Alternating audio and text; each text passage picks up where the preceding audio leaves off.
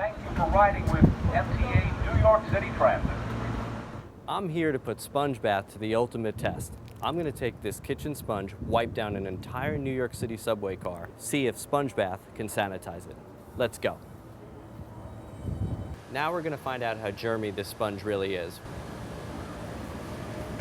Put it inside the ATP luminometer.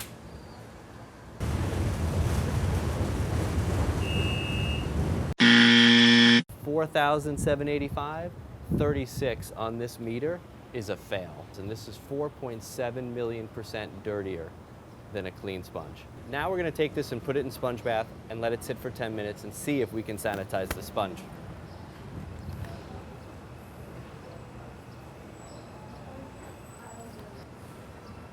Okay.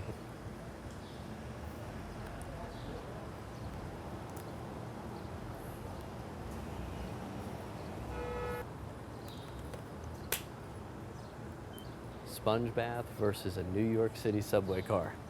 Let's see how we do. Oh boy. 0. So hold on, zoom in. Even a New York City subway car is no match for SpongeBath. SpongeBath. Isn't it time you give your sponge a bath?